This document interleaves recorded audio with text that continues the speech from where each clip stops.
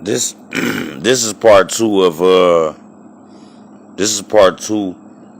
I'ma name it rock solid proof that God is real. And I said in my earlier segment that I don't know what they raising. They not really raising human beings in my mind. You know what I'm saying? That's what I said. They're not really raising human beings in my mind. Well, I believe like this. I believe that when you take a father out the home, I believe that's why America is so destroyed and why so much destruction. Because a lot, especially in the black community among the Israelites and among the tribe of Judah, like they take the father out the home. I just want to touch on the basis about the fact that I said that I don't really think they're raising humans. Well, they do things like the government get these women Section 8 and food stamps and things like that. Put a lot of temptation out in the air for your woman can just want you to leave because she don't need you for the fact that, oh, I got a house, they fixing my car, they paying my bills. What I need a man for? And that's the feeling that it gives the woman. It turns the woman to an independent woman, and she no longer feels like she needs a meal. So that takes the father out the home. So when you do that, when you take the father out the home, that's what creates dysfunctional families. What create dysfunctional people? What creates dysfunctional society? Like, I knew a couple that was together for 15 years and the wife cheated on the husband and got caught up in some things happened, but it took the father out of the home. And and by the father not being out the home, the kids start wilding out, and one of the one of the boy started wilding out, and he started doing things he normally don't do, and things of that nature. But in the end result, he ended up getting killed at 20 years old. And his younger sister was a couple years younger than him, and she ended up going to prison for like 6 years for an unrelated event. But just for the fact that the father was took out the home because the mother and the father broke up, and the mother stayed with the dude that she cheated on her husband with. So that's just like a situation that I know personally of, that you take the father at the home. And I look at my own life and my own kids and the things that my kids do when I'm around. They do some hectic things when I'm around.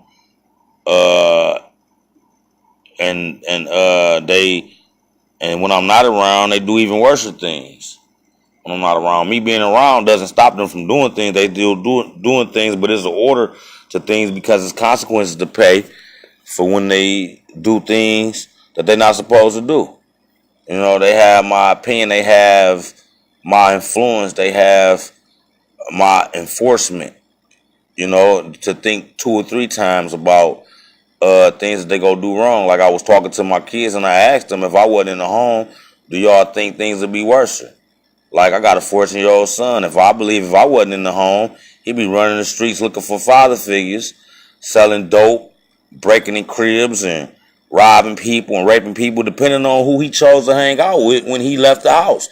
When his mom at home with 9 other kids trying to raise them up, he's out in the streets running around being bad because his daddy's not around. He got little brothers right up under him, 10 and 12, and that will be chasing behind him while he's chasing behind a killer or a robber or a thief or somebody who, breaks in homes, or people who don't believe in God. Just, you know what I'm saying? Just things of that nature. So my son end up getting killed or killing somebody, end up there or end up in prison because I ain't around to teach him. Not saying those things can't happen with me around, because those things can still happen, but I'm playing a game of prevention, trying to prevent those things from happening.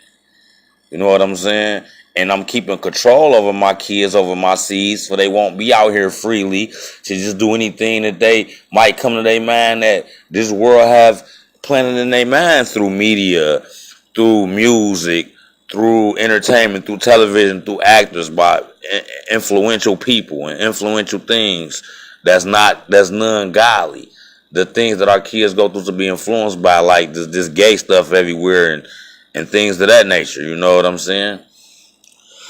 So to touch on what I was trying to say earlier, I feel like this is my personal opinion, but you gonna have a household with a transgender. Hey, you got a gay couple, right?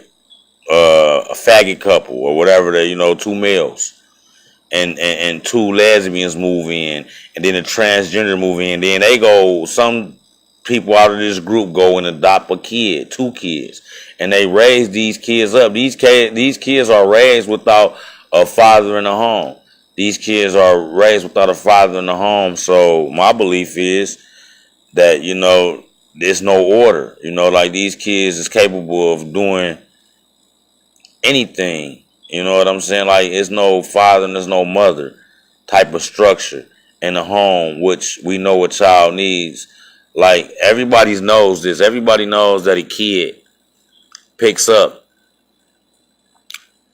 things like a sponge. Like, if you smoking weed in front of your kids, 9 times out of 10, some of your kids might end up smoking weed. If you smoking cigarettes out in front of your kids, 9 times out of 10, some of your kids might smoking cigarettes. You selling drugs in front of your kids, 9 times out of 10, your kids might grow up to sell drugs. And I'm not saying that I'm innocent or guilty of those things. Anything is possible. But I'm just relaying how I feel about things. You know what I'm saying? Like, when you show a kid something, kids are curious. A kid is trash. So if you bring this gay shit to the table, kids will be gay. That's just like, I don't know no better way to say it. It just, it's kind of like that old saying, you are what you eat. You understand what I'm saying? So, like me, if I intake all this bullshit that I hear, radio, media, entertainment, social media, you know what I'm saying? I'm going to live some of that out. And that's the same thing with a kid, They absorb these things. Because a kid like a sponge, 2, 3 years old, they planting gay shit in their head now. You know what I'm saying? So 4 or 5, your kid well educated on what gay is, lesbian, and all type of things, for that matter. So I just wanted to touch on some bases because I'm not out to offend people to say like, you raising monsters, but you is, because it's like proving that, that the majority of kids that's growing up in fatherless homes is the ones out here committing crime in prison. I mean, I ain't saying that any kid was raised without a father can't be successful or can't make it to a certain level they trying to make it in life. I'm just saying most, not all. You know what I'm saying? And as the generations go on, just more and more. And then here we go with a reproduction problem as well. You got this household that I speak of. I'm going to call this the chaos house, the house of chaos. That's what it is. When you got 2 gays, 2 lesbos, a transgender, and 2 adopted kids. That, like I said before, that's a household where 15 years, 10 years down the road, 12 years down the road, that's a household of everybody fucking everybody. And that's what your American family go look like.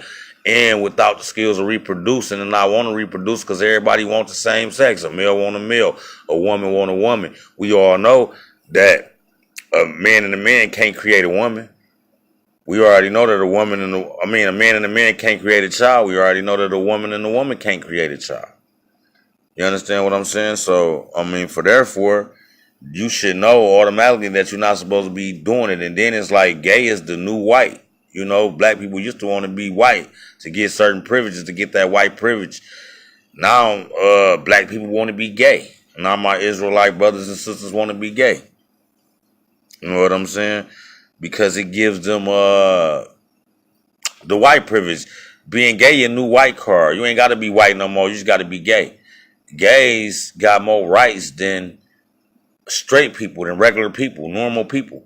They got more rights than us. You know what I'm saying? So it's just a crazy mixed up world. And And I think I got my point across earlier about, about what I was trying to say about God being real, because we know the devil real. So if you know the devil real, you know God real. And hey, God got rules and he got commandments that we got to follow. And it is what it is. And so Obama passed some laws that in the long run it's gonna be real detrimental to people. You know what I'm saying? It's changing the face of how God intended things to be. You know what I'm saying? Like it's it's changing. I'm a little. It's something I want to tell y'all, and it's late, and I can't quite think about it. The word I want to use, but it's like when it's all right. Structure is the word I'm gonna use. There's no structure in a home with a man and a man. There's no structure in a home with a woman and a woman. You know what I'm saying? Like God put that there for structure, for we wouldn't have this tailspin of gays and things like, okay, because you open doors, you give all these gay people rights, straight people ain't got rights, black people ain't really got rights. It's like, hey, black rights matter too, but no, gay rights matter. You know what I'm saying? Black rights should matter, but they don't. So when you take God out of the house, when you take marriage away, when you take marriage and you let a man and a man get married, you're taking away the godly institution that God try to have his people to live by. And Obama passed those laws to make to let gays get married and all this and all that, and transgender bathrooms, and they didn't kick God out the school, and they didn't put the devil in the school, and it's just a crazy mixed up world that we stay in.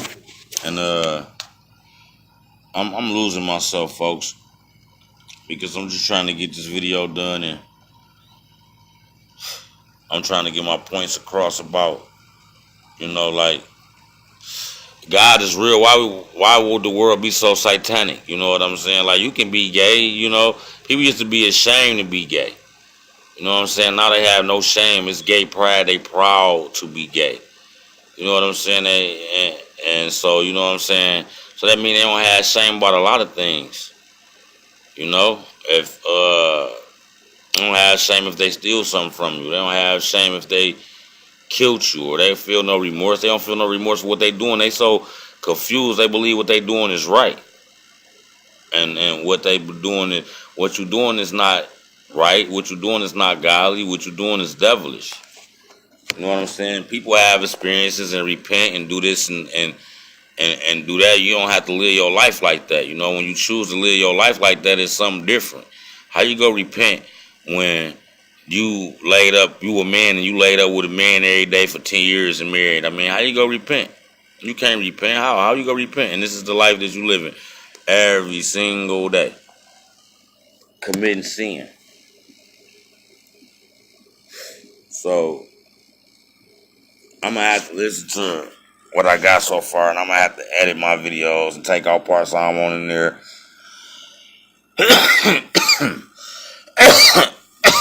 And things like that, because I had a lot more to say. Like, I want to get on this Trump issue and things of that nature. You know what I'm saying? But I think I'm losing myself, so I think I'm gonna have to end this video, this part 2. And I don't like it as much as the first part, but I'm gonna edit it all and have it right by the time it's released to the public. Shalom, brothers and sisters.